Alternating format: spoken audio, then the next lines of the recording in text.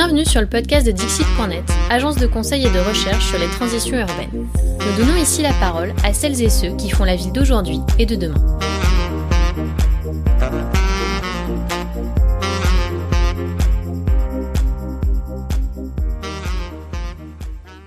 Bonjour, je suis Sylvain Grisot, urbaniste fondateur de Dixit.net.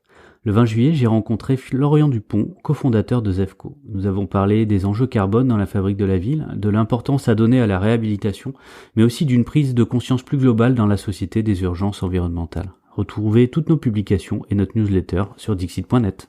Bonne écoute. Florian Dupont, bonjour. Bonjour. Alors, Florian, issu d'une formation en urbanisme et environnement, tu as évolué dans différents bureaux d'études en environnement en France comme à l'étranger, avant de fonder Zefco il y a 3 ans, je crois. C'est ça, ouais, 3 ans et demi maintenant. Alors donc tu travailles avec tes équipes à toutes les échelles de la ville, master plan, bâtiment, et puis visiblement aussi toutes les étapes, c'est-à-dire très en amont du conseil jusqu'à la modélisation, le calcul, mais tu pourras nous expliquer ça. Alors tu es donc à la fois acteur et aussi observateur de cette fameuse fabrique de la ville dont on aime parler chez Dixit, qui se demande aujourd'hui comment faire face aux enjeux du siècle, avec une attention toute particulière à ces enjeux carbone, qui globalement changent à peu près tout sur nos façons de faire et notre pratique. Alors peut-être qu'on pourrait commencer par là aussi, préciser, revenir un peu sur ces enjeux de transition autour de la question des émissions de gaz à effet de serre, changement climatique, perturbation climatique, lié à l'émission de CO2 ou plus exactement de gaz à effet de serre. En 2 minutes, tu arrives à nous dire de quoi parle-t-on et ce qu'on doit changer ? Le chiffre qui est important, c'est celui qu'on connaît depuis le début, c'est facteur 4. Alors maintenant, on est plutôt à un facteur 5 ou un facteur 6, selon comment on compte. Et ce chiffre-là, il est clé. C'est-à-dire qu'on doit comprendre que tout ce qu'on fait, on doit le diviser par 5 ou 6. Et ça, on le sait depuis 30 ans. Et pourquoi on le fait pas ? Parce que ça challenge énormément nos modes de vie. Et c'est là toute la difficulté de notre métier. C'est comment on arrive à construire avec les gens d'aujourd'hui un chemin qui les emmène vers ce facteur 6 in fine. Ce qui peut pas se faire du jour au lendemain. Et nous, on s'appelle Zefco, l'atelier de la ville en transition. Et ce mot, il est évidemment galvaudé parce qu'on l'entend beaucoup, mais pour moi, il est très important parce qu'une transition, c'est plusieurs étapes pour arriver à un point. Et donc ça, c'est vraiment, je pense qu'il faut comprendre avec le changement climatique, c'est que ça change tout, mais ça peut pas changer tout du jour au lendemain. Et donc, il y a un parcours à écrire et qui est très, très, très fort. Donc évidemment, la fabrique de la ville, elle est impliquée, comme tous les secteurs. Mais ce qu'il faut comprendre, c'est que la fabrique de la ville, c'est l'endroit où il y a beaucoup de croisements entre des investissements publics et des investissements privés. Donc la fabrique de la ville, elle permet à une collectivité d'être raccord avec son plan climat, qui lui-même doit être raccord avec la stratégie nationale bas carbone, qui elle-même doit être raccord avec les accords de Paris. Et elle permet à un promoteur, à un constructeur, de respecter ses engagements en tant qu'industriel sur ses engagements carbone. Et à la rencontre de ces deux mondes-là, on a l'opportunité de changer tout. J'exagère un peu en disant tout, mais je pense comme ça qu'il faut l'aborder. C'est-à-dire que tous les petits détails de conception de la vie nous aident à nous préparer pour ce qu'on appelle maintenant le monde d'après ou à ces étapes de transition. Et moi, c'est ça qui me passionne dans la fabrique de la ville, c'est qu'on voit bien que des tissus existants, des villes existantes bougent moins vite, moins fort parce qu'elles ne sont pas dans la fabrique de la ville au sens où elles n'ont pas d'intervention. Quand il y a une opération d'aménagement, qui peut être en réhabilitation, c'est pas le propos, hein, mais on a tout d'un coup tous les projecteurs de l'action publique, de l'action privée qui se mettent à un endroit et les investissements qui arrivent, et donc l'opportunité de changer plein de choses. Les mobilités, les modes de consommation, les commerces, la forme des logements, la construction, etc., etc. Oui, donc faut qu'on écrive une trajectoire. C'est pas un changement immédiat. Le facteur dont tu parles, c'est une division. Donc c'est pas complètement simple, hein. Divisé par 4, 5 ou 6, globalement nos émissions et donc nos consommations d'énergie peu ou prou, sans parler des questions de matériaux, etc., etc. Et ça, là-dessus, la fabrique de la ville serait à la fois un moment, ce moment où on refait un morceau de ville. C'est à la fois un moment, une opportunité, finalement l'occasion de faire quelque chose, mais aussi quelque part le prototype des transitions à mener sur tous les autres sujets. C'est ça. Parce qu'on a en effet une conjonction d'acteurs. Alors on est quoi qu'il en soit aussi sur un objet qui est particulièrement complexe, particulièrement long à faire. Enfin un quartier, finalement quoi de plus long, quoi de plus lent que de faire un morceau de ville. Alors souvent on s'en plaint. Et encore dans les projets urbains, ça va de façon extrêmement rapide. Ouais. C'est presque d'une grande brutalité. Enfin, faire un quartier en 10 ans à l'échelle d'une ville, c'est finalement extrêmement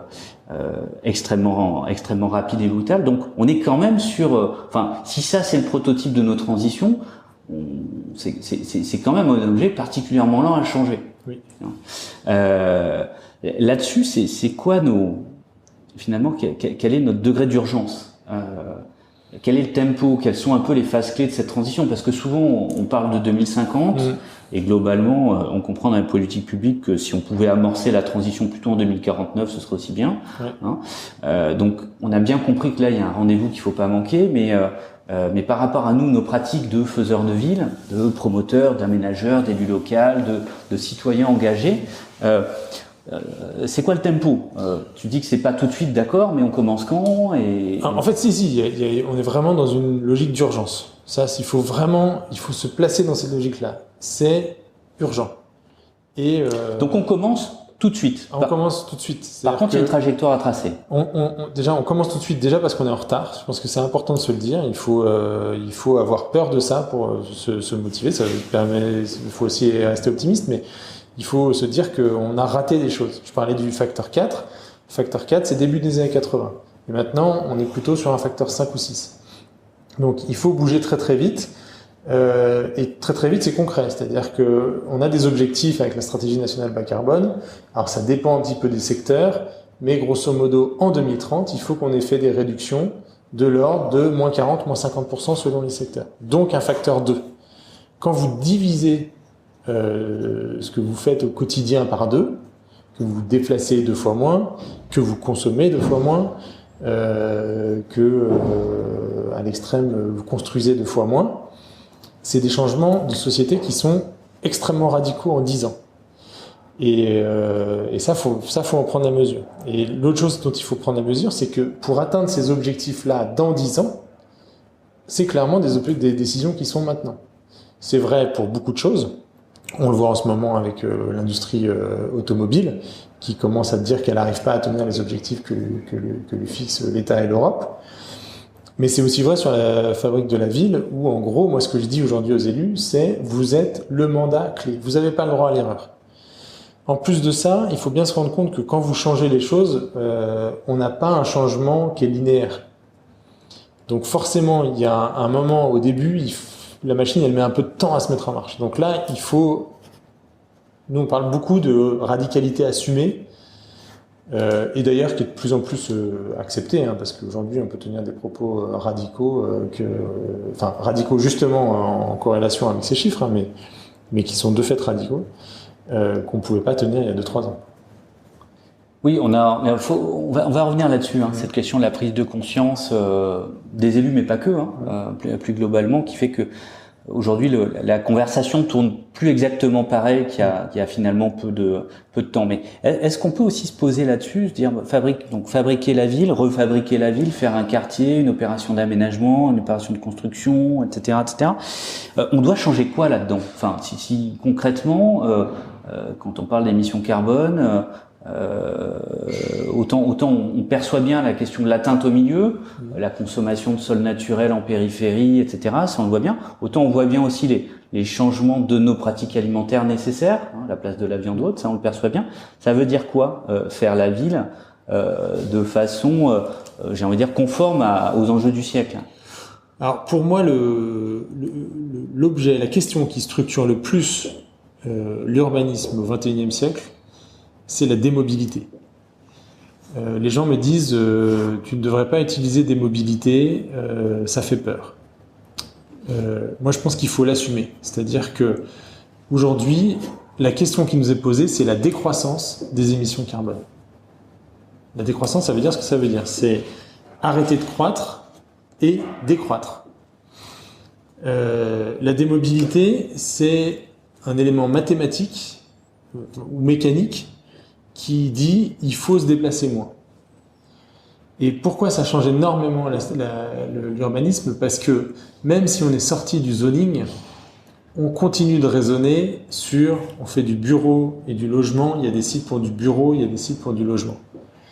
Et, ou de l'activité. On part quand même toujours de l'hypothèse que grosso modo les gens vont pouvoir en voiture atteindre ces sites d'une manière ou d'une autre. Or en fait c'est pas possible. C'est-à-dire que quand vous faites des calculs, alors le problème c'est que c'est des calculs qui sont un peu complexes, mais moi il y a une échelle que j'aime bien, c'est de dire grosso modo demain en moyenne les personnes n'auront pas le droit, ça fait un peu peur, mais la réalité c'est ça. Alors, on verra si c'est moral, juridique ou mais en tout cas pas le droit de faire plus de 5 km en voiture en moyenne par jour. Donc ça veut dire qu'ils n'iront pas à 2,5 km, enfin pas plus que 2,5 km plus loin que leur logement. Ce qui veut dire qu'en gros ils pourraient y aller à vélo en plus. Mais bon, ce que je veux dire par là, c'est que aujourd'hui on a des territoires dont les hypothèses de fonctionnement sont incompatibles avec l'équation mobilité. C'est-à-dire que quand vous habitez dans du rural ou dans du périurbain, même s'il y a un des deux parents qui va en vélo ou qui va en bus, il y en a souvent un dans les ménages biactifs qui a besoin de la voiture pour aller sur un site. Et ça, en fait, il faut qu'on se l'interdise collectivement, en se donnant la capacité de plus avoir besoin de faire ça. Et ça redessine complètement la carte des territoires. Et la manière de dire quel logement à quel endroit, quel emploi à quel endroit. Et donc ça rebat énormément les cartes pour moi. Donc ça, c'est en effet hyper structurant parce que c'est le sous-jacent finalement de tout projet urbain. C'est-à-dire qu'à un moment, les gens pourront bien venir, on vient se connecter au réseau routier. Voilà. On retrouve ce thème de la ville de la proximité, mais là par le champ de la contrainte, c'est-à-dire, enfin en tout cas de la nécessité. Après, comment y arriver et en même temps, on retrouve là-dessus aussi une envie. Une envie de laisser la voiture en garage, une envie d'avoir d'autres modes au quotidien, une envie aussi de gagner du temps, etc., etc. Par contre, en effet, on perçoit bien les changements que ça veut dire dans le dessin, non pas que des matières, des matériaux, de la façon de les mettre en œuvre, mais plus globalement des usages de ces morceaux de ville. Alors, morceaux de ville neufs ou existants par rapport à ces enjeux-là justement du travail aujourd'hui d'une prévalence qui est quand même donnée, enfin, on mobilise l'essentiel de nos ressources de cette fameuse fabrique de la ville plutôt pour construire du neuf, souvent en périphérie, pas que, hein, mais souvent dans ces axes-là. Avant de revenir sur les questions de matériaux ou autres, c'est quoi l'enjeu par rapport à ça? L'enjeu, moi je l'ai testé pour un grand promoteur national pour tenir les objectifs carbone. Alors c'est croisé avec plein de choses, mais globalement être dans le cadre des accords de Paris. On peut se dire que grosso modo les chiffres vous disent en 2030 vous construisez 50% en réhab, plutôt bas carbone, et le reste est en structure bois. Après, on peut chipoter dans les détails, se dire est-ce qu'il n'y aura pas quand même un peu de béton à certains endroits, mais la ligne directrice, elle ressemble à ça. Donc c'est deux changements, hein. C'est faire proportionnellement beaucoup plus de réhab que de neuf, alors qu'aujourd'hui on est, enfin je sais pas si tu as une idée des proportions approximatives en termes de, et puis ça va varier selon les acteurs, mais en tout cas donner beaucoup plus de place à la réhabilitation versus la construction neuve. Donc, éviter de démolir aussi, c'est ça que ça veut dire, mais aussi changer la façon dont on fait du neuf. Exactement. Et ça, c'est deux changements qui sont assez radicaux. Et moi, je les oppose pas complètement, même si on n'a pas vraiment fait la démonstration de ça, mais j'ai un peu l'impression qu'il y a un moment, il va y avoir un jeu entre les deux. C'est-à-dire qu'on a plusieurs opérations en cours où des promoteurs sont appelés pour réhabiliter un bâtiment et construire du neuf à côté. On voit que le neuf a une capacité à payer la réhabilitation qui n'est pas inintéressante. C'est-à-dire que y a un lien qui se fait entre les deux, et je trouve, mais là encore c'est assez peu démontré, mais on a un peu l'intuition dans ce qu'on voit nous dans notre métier que il y a un lien entre les deux qu'il faut pas perdre, parce que c'est tellement difficile cette question de la réhabilitation que de temps en temps il y a un lien avec le neuf à trouver qui est sûrement pas inintéressant, surtout que souvent c'est quand même sur du recyclage foncier. Ouais, c'est intéressant parce que oui, tant qu'on reste, là je serai formel là-dessus, tant qu'on reste dans l'emprise de la ville existante. Voilà. Oui, c'est intéressant. À quel moment est-ce que le fait de faire du neuf rend possible de la réhabilitation qui de fait est risqué, est plus complexe, est un autre exercice aussi, mais sur lequel il faut de toute manière encaisser un certain nombre d'aléas. Pour revenir sur la question, puisque tu parlais du bois pour le neuf, sur la question de nos pratiques constructives. Aujourd'hui, on a beaucoup d'écoquartiers, de projets urbains ambitieux, etc., sur lesquels globalement on construit en béton banché. C'est quoi les bascules qui sont à faire là-dessus et qu'est-ce que ça implique? Alors j'ai envie de dire que je les connais pas, ce qui est un peu pas vrai, mais pour affirmer le niveau d'incertitude dans lequel on est. C'est-à-dire que moi, on est appelé en tant qu'expert de la construction bas carbone.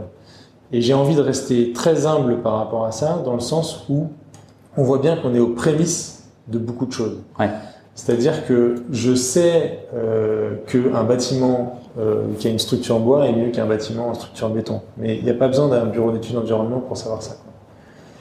Aujourd'hui, on est en train de se frotter aux équations carbone de ces bâtiments-là, et en fait, on se rend compte de plusieurs choses. Un, que la métrique est compliquée. La métrique, c'est-à-dire simplement comparer deux choses. Comparer deux choses. Je vais donner un exemple concret. Il y a des moments où on fait des bâtiments en pierre, en bois, et ils n'arrivent pas à obtenir le niveau maximum du label. Et on essaie de comprendre pourquoi. En fait, parce que ils sont dans des projets urbains, donc des fois, ils ont des formes un peu biscornues qui les aident pas trop. Et puis, il se trouve qu'on a des maîtrises d'ouvrage intelligentes qui, du coup, anticipent que les bureaux sont utilisés plus densément qu'avant. Donc, en fait, ils sont assez pénalisés quand on les compare à d'autres projets. Et donc, du coup, des fois, on se dit, mais est-ce que ça a du sens? Donc, on compare la métrique carbone, qui est d'habitude en tonnes de CO2 par mètre carré, à des tonnes de CO2 par emploi tertiaire. Ouais, et on s'aperçoit que finalement, on a une intensité d'usage du bâtiment qui a du sens à l'échelle de la société. Et donc, ça veut dire que potentiellement, vous avez un promoteur qui risque de se faire taper dessus par des riverains en disant « vous aviez dit que vous seriez bâtiment bas carbone, plus c'est moins au niveau C2, vous l'êtes pas, c'est pas au niveau. » Sauf qu'en fait, si on compare à un bâtiment qui aurait reçu moins de monde, parce qu'il était prévu pour fonctionner, on va dire, de manière moins dense, d'un point de vue carbone global, ça serait beaucoup moins bon. Donc, on sent que la question de la métrique, elle est pas simple. S'ajoute à ça la question de la donnée. Je suis désolé, c'est un peu technique, mais en fait, je pense que ça fait partie du truc. La question de la donnée, aujourd'hui, nous, on rend des bilans carbone en utilisant des données qui ont été éditées 1 semaine, 2 semaines avant, régulièrement, tout le temps. Parce qu'en fait, les industriels sont en train de rentrer dans cette métrique-là. Donc aujourd'hui, nous, on insiste beaucoup sur le fait de dire que il y a des calculs de lumière du jour, de confort des habitants, qu'on rend à nos maîtrises d'ouvrage en disant ça, on fait ça depuis 10 ans, il faut être confiant, c'est du sérieux. Le bilan carbone qu'on vous rend, il a un niveau d'incertitude qui est très très grand. Ah ouais, mais moi je me suis engagé, tout ça. Bah oui, mais on n'y peut rien. La fiabilité de la donnée, elle n'est pas démontrée. Elle n'est pas, on va dire, consolidée. Elle est en cours de consolidation et en plus la réglementation est faite pour l'améliorer. Ensuite, il y a une autre dimension, c'est que la réglementation est faite pour faire bouger les acteurs. Donc ça, on peut le critiquer, mais par exemple, la RE 2020 introduit une notion d'ACV dynamique qui survalorise les biosourcés pour les aider à arriver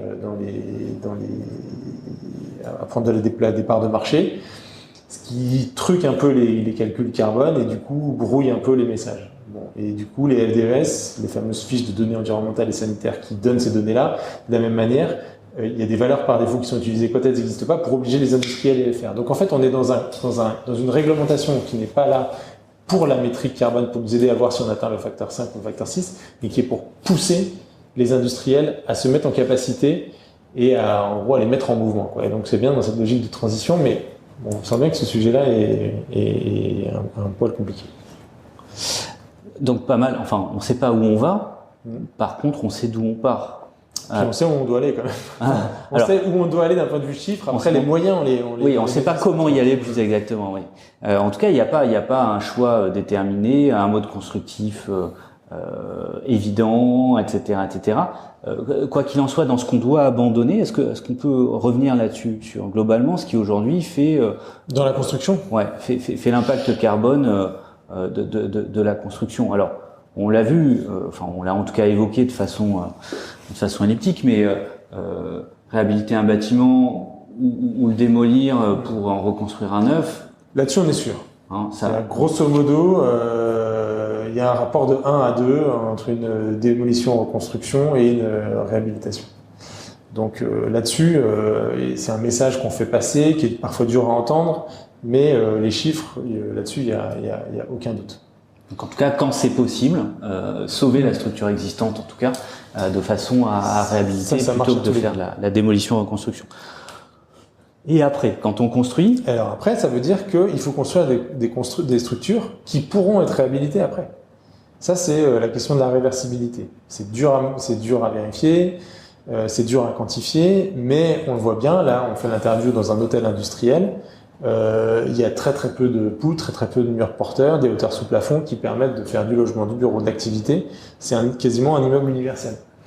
Et probablement qu'il sera encore là dans 100 ans, mais aussi parce qu'il a des dimensionnements en béton qui sont assez importants. Alors, ça restons un peu 2 secondes là-dessus. C'est un sujet qu'on explore depuis pas mal de temps. C'est un bâtiment qui a la souplesse nécessaire pour avoir plusieurs vies. Enfin, moi, je dis souvent qu'un bâtiment devrait avoir 7 vies comme un chat. Et pour autant, c'est un bâtiment modeste, efficace, qui a été construit sans doute aussi à l'économie, mais avec une vision pas très claire sur les usages. Alors, les usages immédiats sans doute, les usages de demain sans doute pas.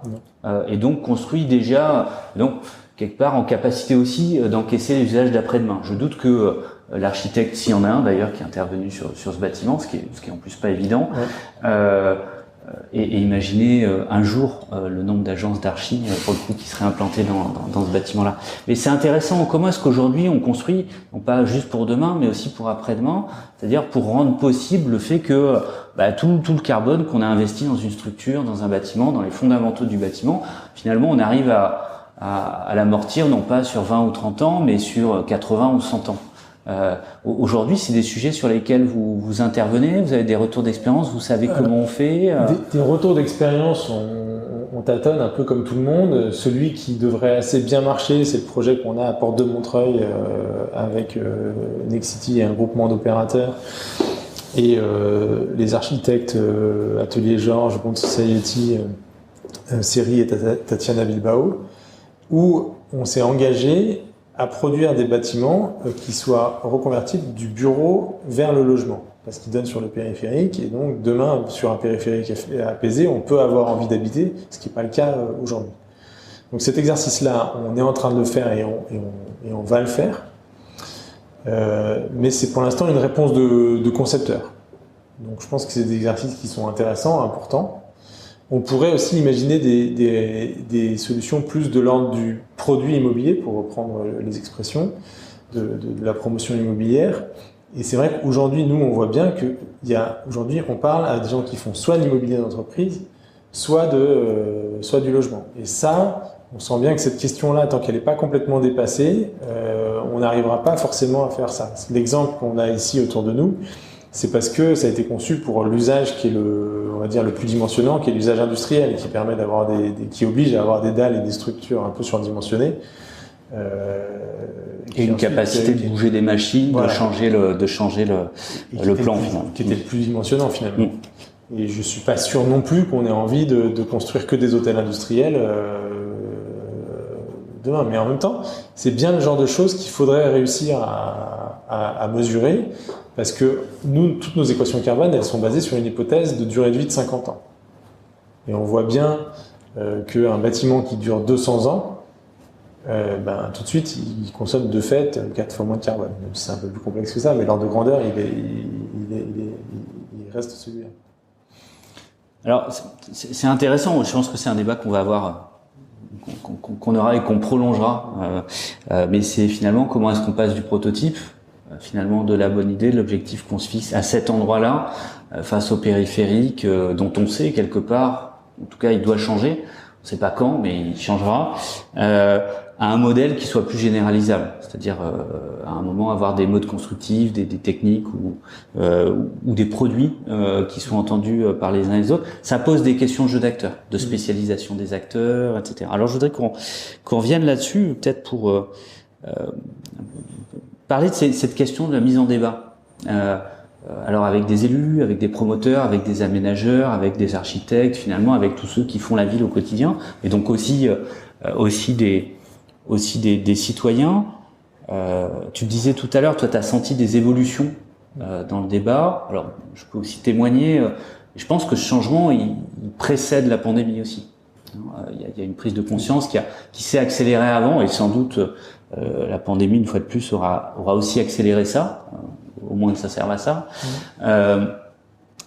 Où est-ce qu'on en est là-dessus? Dans cette transition-là, au-delà de choix techniques, qu'est-ce que ça veut dire des changements des jeux d'acteurs, du rôle de chacun, de l'arrivée de nouveaux acteurs, etc. On en est où dans ces débats?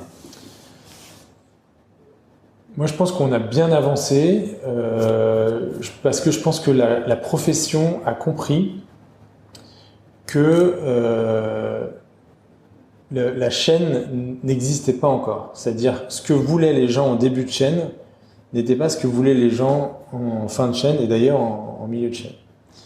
C'est-à-dire qu'on a de superbes idées au début, et en fait, on n'arrive pas à aller au bout et à les tenir. Ou même l'inverse. C'est-à-dire qu'en fait, comme on est justement dans cette période de transition, on doit tous se reconfigurer. Et donc, en fait, quand on veut créer un marché, on ne peut pas le créer complètement ex nihilo. Donc, les appels à projets innovants qui ont leurs défauts posent cette question, mais ils ont la qualité de poser cette question-là, de dire ok, vous faites du bureau et du logement, mais qu'est-ce que vous faites d'autre? Qu'est-ce que vous apportez au territoire et comment vous bossez avec les futurs usagers? Et du coup, les différentes vagues d'appels à projets innovants, ce qui est assez satisfaisant, c'est déjà de voir qu'elles ont réussi à redéfinir un peu, à rebattre un peu les cartes, notamment dans l'organisation de la promotion, dans le lien qu'il y a entre les équipes de maîtrise d'œuvre et leur maîtrise d'ouvrage.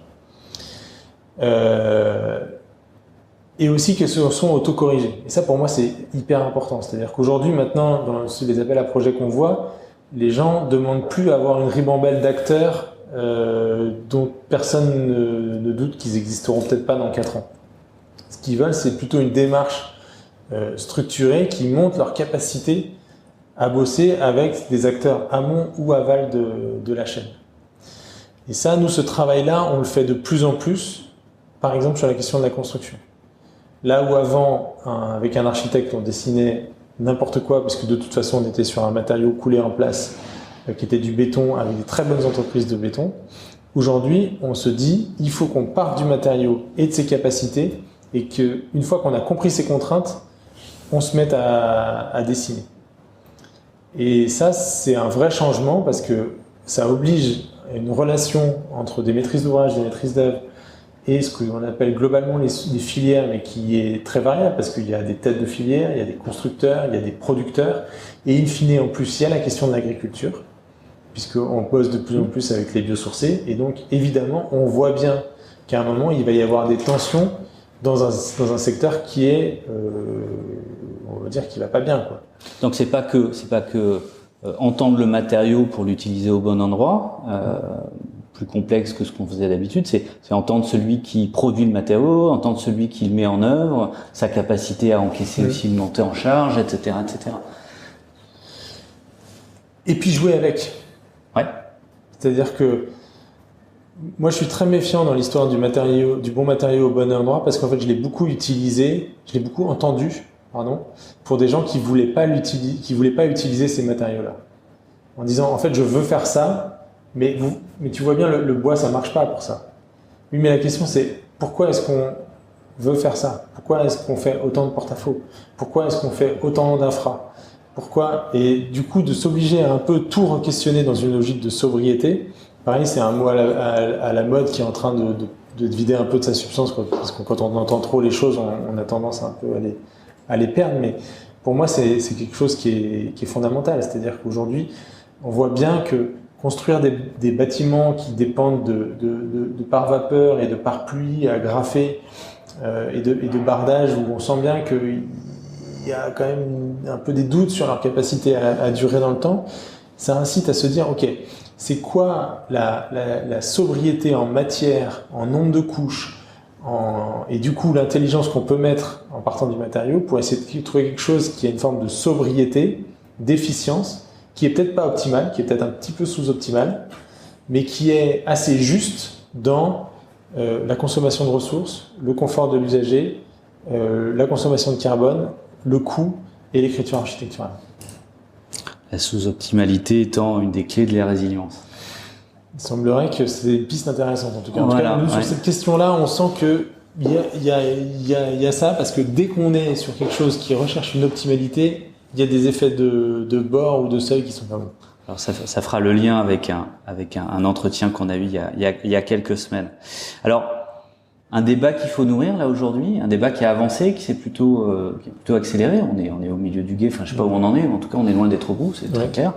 Il y a du boulot avec des acteurs qui, de plus en plus, sont plus en train de se demander faut-il bouger, faut-il changer les pratiques, mais comment, vers où, en admettant finalement aussi qu'on va tâtonner.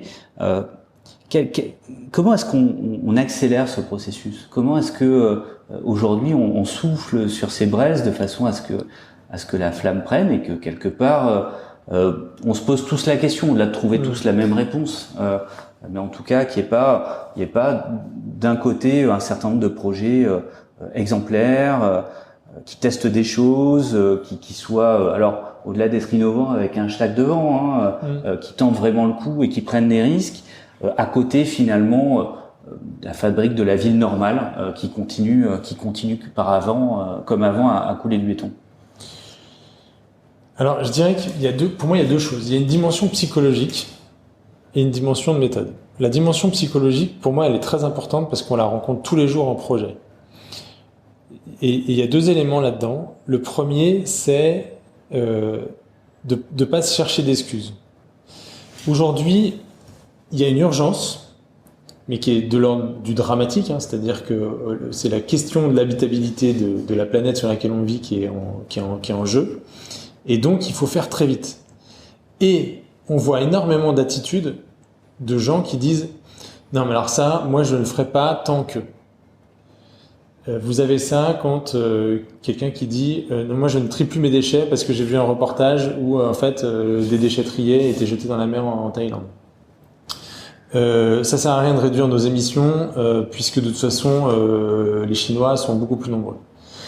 Exactement. Ces raisonnements-là, il faut se les interdire. C'est-à-dire que puisque le chemin est très long et très compliqué, on peut pas tous bouger sur les mêmes sujets d'un coup. Et donc il faut accepter que les acteurs en sont là où ils sont et s'interdire de casser la dynamique. Parce que le chemin est long et perpétuel pendant déjà 10 ans et ensuite un demi-siècle.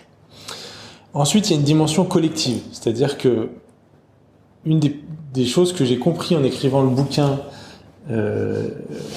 sur des solutions pour la transition énergétique des territoires avec Ariela Mazmudji, qui était un bouquin qui était écrit par acteurs, en fait, on comprenait que la transition ne pouvait avoir lieu que si tous les acteurs bougeaient.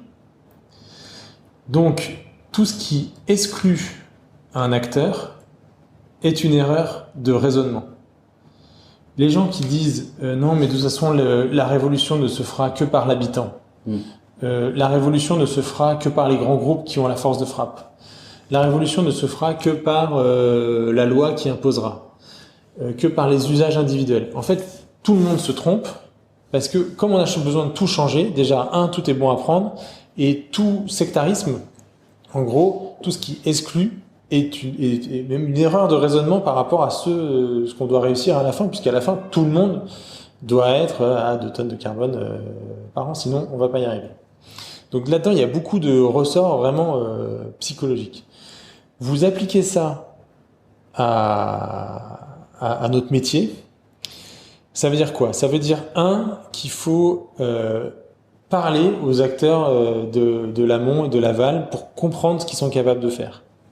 Parce qu'en fait, dès qu'on va créer une commande à laquelle les gens ne sauront pas répondre, ils vont faire un contre-exemple et du coup ralentir le processus de changement. Et à l'inverse, si on leur met le pied à l'étrier, avec la bonne commande au bon moment, avec le bon volume, typiquement, je sais pas, sur l'industrialisation de murs en ossature bois en chanvre, en fait, on va accélérer quelque chose qui est de l'ordre de l'industrialisation. Là aussi, il y a des gens qui n'aiment pas ce terme-là, mais en fait, ce qu'on cherche, c'est la massification, la généralisation, la banalisation. Et donc, il faut accepter d'interroger la question coût, parce que le but, c'est de faire baisser les coûts. C'est pareil, on a une frange, on va dire, de personnes qui s'intéressent à ces sujets-là, parce que c'est nécessaire et parce que c'est urgent, qui voudraient qu'on nie cette question de coût. Mais en fait, cette question de coût, elle permet de parler de social et de massification. Donc, il faut l'aborder frontalement, se donner les questions de le faire. Et j'emprunte à Nantes Métropole Aménagement, à Mathias Trouillot, avec qui je travaille sur le projet de Pierre Mille-les-Îles, sur lequel on essaie d'appliquer tous ces principes-là, d'être assez, ce qu'on dit, effectuel. C'est-à-dire qu'en fait, comme on ne sait pas où on va, il faut accepter de construire aussi le chemin petit à petit. C'est-à-dire qu'il y a la stratégie, mais il y a le réajustement de la stratégie pour voir un peu en fonction des gens avec qui on parle de ce qu'on est capable de faire. Et ça tient du ressort psychologique que j'expliquais tout à l'heure. C'est-à-dire que si les acteurs en sont là, ça sert à rien de faire une commande qui est complètement à côté. Et il faut plutôt cheminer ensemble. Donc on est loin d'être sur un sujet technique de choix de matériaux, de lutte du béton contre le bois ou du chanvre contre la paille ou j'en sais rien. C'est beaucoup plus profond, c'est pas une accélération, c'est un vrai virage. Et en même temps, c'est les deux. Ça, ouais. Pour moi, c'est très important. C'est-à-dire que aujourd'hui, on voit bien comment des gens qui ont une approche très technique, très chiffrée, comme Jean Covici, permettent de bien comprendre les ressorts. À l'inverse, on voit bien comme des personnes qui ont une vision plus sociétale montrent à quel point la révolution elle est intérieure, etc. Et moi, je n'oppose pas les deux, c'est-à-dire qu'on a vraiment besoin des deux. C'est-à-dire que comme notre problème, c'est du carbone, on a besoin de comprendre le carbone, de le mesurer et de le suivre. C'est la même chose sur la relation au vivant. C'est-à-dire qu'aujourd'hui, on a une méconnaissance de la nature qui est scientifiquement dramatique. Et donc, il faut qu'on ait sans doute quelque chose qui est de l'ordre du rapprochement du lien avec la nature dans notre culture, dans notre philosophie, etc. Mais on a besoin d'être beaucoup plus scientifique et technique sur reconnaître des oiseaux, reconnaître des arbres, pour comprendre comment ils interagissent, pour être en mesure de préserver cette planète. Et si on n'a pas cette dimension-là, on va passer à côté. Et en même temps, si on n'a pas la mesure que tout ça implique une espèce de révolution sur nos envies, sur comment on arrête de scroller sur des choses débiles qui consomment énormément d'énergie et comment on répond à la publicité qui nous fait énormément consommer, comment on gère nos envies et nos désirs, on n'y arrivera pas non plus. Donc il faut jouer des deux. Sacré pas, on va pas avoir toutes les clés là maintenant tout de suite, mais on commence. Sacrés enjeux aussi. On est, enfin tu le disais, une décennie ou un mandat, je sais pas, mais je m'amusais à ça, de dire qu'il y avait là un mandat, peut-être un bout du deuxième, mais qu'il y a des virages là qui sont importants, mais qui concernent pas que les élus locaux, certainement pas, et pas que les élus, qui nous concernent tous. Donc sacrés enjeux. Aujourd'hui, enfin question bête, mais toi t'es pessimiste ou t'es optimiste? Nous, en ce moment, on va dire ça dans une présentation à un aménageur jeudi matin, on veut faire passer 2 messages. Ayez peur, ayez confiance. C'est-à-dire que, vu ce qui nous arrive, il faut avoir peur. Si on n'a pas peur, c'est qu'on n'a pas compris le problème. Et moi, je me dis, j'ai peur. J'ai peur pour mes enfants, j'ai peur de pas y arriver, j'ai peur que ma boîte soit trop focalisée sur des sujets trop petits, trop de centre-ville, trop métropolitains, pas à la mesure des enjeux. J'ai peur de ça. Il faut en avoir peur, je pense que c'est sain parce que on ne gère pas du risque si on n'a pas... parce que c'est aussi moteur, la peur. Parce que c'est aussi moteur. Après, il faut avoir confiance parce que moi qui travaille sur ces sujets et qui m'y intéresse depuis très longtemps, on a un phénomène d'accélération de la société qui est flagrant. C'est-à-dire que nous, Bureau d'études environnement, il y a 3 ans, il fallait qu'on justifie notre existence. Maintenant, on n'a pas à expliquer pourquoi on est là et on n'a pas à expliquer pourquoi le changement climatique ou la perte de biodiversité est un problème. Donc, la prise de conscience, elle est plus qu'amorcée. Et il faut avoir confiance dans le fait que les autres acteurs ont les mêmes aspirations ou besoins que nous. Donc, pas exactement, comme je disais tout à l'heure, il y a des gens qui sont un petit peu pas au même niveau. Mais par exemple, un aménageur qui hésite à sortir des exigences bas carbone sur ses opérations, il faut qu'il ait conscience que nous, on travaille pour des promoteurs à qui on fait des bilans carbone, à qui on dit « vous avez besoin de sortir tant d'opérations en réhab, tant d'opérations en bois, tant... » Et en fait, c'est en train de devenir des objectifs. Donc, ça veut dire que toute la chaîne est en train de s'appliquer la même règle. C'est-à-dire que ce qu'on n'a pas réussi à faire avec les plans climat de la fin du siècle dernier, qui cherchaient des actions plutôt que l'effet raz-de-marée de je tiens l'objectif chiffré, là c'est en train de s'opérer. C'est-à-dire que tout le monde, même si la traduction concrète des accords de Paris ou de la stratégie nationale bas carbone, elle est dure à faire et le chaînage est mal institué encore entre les entités, qu'elles soient publiques ou privées. Globalement, la feuille de route elle est claire et tout le monde a grosso modo la même. Et tout le monde a plein de signaux pour dire il faut changer radicalement. Donc il faut avoir conscience sur le fait qu'on n'est pas tout seul en tant qu'acteur là-dessus et qu'il y a un moment où on va être suivi. Donc ça avance. Ça avance. Chacun a son rythme, mais en effet ça avance et ça s'accélère. Donc alors, au moins optimiste sur la capacité à faire. Alors on va pas clore les choses, mais en tout cas pour prolonger même plutôt les débats, on a pour habitude de demander des conseils de lecture, de films ou autre. Est-ce que tu as une piste pour nos auditeurs? Alors non, parce qu'en fait moi je me rends compte que je pioche énormément. Et je pense que c'est lié à cette question du haut niveau d'incertitude. Et je pense qu'il commence à y avoir quelques gourous de la transition, mais pas au niveau des grands changements politiques qu'on a connus, on va dire, dans la deuxième moitié du XXe siècle. Et moi, je l'explique par cette dimension-là. C'est-à-dire qu'il y a une dimension qui est très technique, il y a une dimension très scientifique, il y a une dimension qui est très psychologique, il y a des ressorts très politiques. Et donc, je pense qu'on a besoin de picorer énormément parce que personne n'a encore la solution. Et donc, il faut continuer à picorer beaucoup, aussi bien sur YouTube que dans les bouquins. Super, on va continuer, on va clore en tout cas ce début de discussion sur cet appel à picorer. Merci beaucoup Florian Dupont. On aura l'occasion de prolonger ces riches débats. Merci.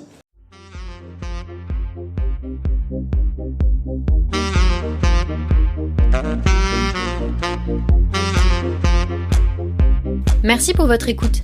N'hésitez pas à vous abonner à notre newsletter sur dixit.net/newsletter et à bientôt pour une nouvelle rencontre avec celles et ceux qui font la ville d'aujourd'hui et de demain.